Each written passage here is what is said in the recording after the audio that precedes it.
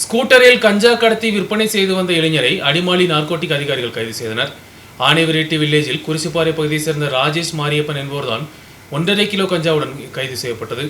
கல்லாறு வட்டியார் பகுதியில் Adimali narcotic squad inspector ராகுல் சசி தலைமையில் நடத்தப்பட்ட பரிசோதனையில் குற்றவாளியை பிடித்தனர். இவர் பயணம் செய்த ஸ்கூட்டரில் ரகசியமாக பதுக்கி வைத்த கஞ்சா கண்டுபிடிக்கப்பட்டது. கஞ்சாவும் கடத்த உபயோகித்த வாகனமும் எக்ஸைஸ் கஸ்டடியில் எடுத்தது. எக்ஸைஸ் இன்ஸ்பெக்டர்களுடன் assistant excise inspector Dileep, civil excise அதிகாரிகளான சுரேஷ் KM, ரோஜின் அகஸ்டின், முகமது ஷான், அலி அஸ்கர் போன்றவர்களும் பரிசோதனையில் பங்கெடுத்தனர். കുറ്റവാളിയെ നീതിമன்றത്തിൽ ഹാജർ ചെയ്തனர்.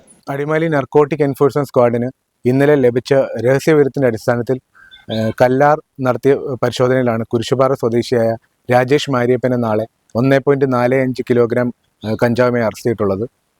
ഇയാൾ കഞ്ചാവ് കടത്താൻ ഉപയോഗിച്ചിരുന്ന ജൂപ്പിറ്റർ 125 സ്കൂട്ടറും നമ്മൾ പിടിച്ചെടുത്തിട്ടുണ്ട്.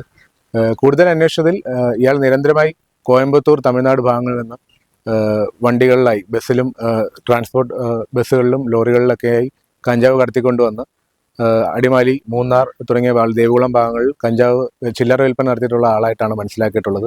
ഇയാളുടെ കൂട്ടാളികളെ പറ്റിയും ഇയാൾ കടത്തിക്കൊണ്ടുവന്ന കൂടുതൽ കഞ്ചാവിനെ പറ്റിയും അന്വേഷണം പ്രാരംഭഘട്ടത്തിലാണ്.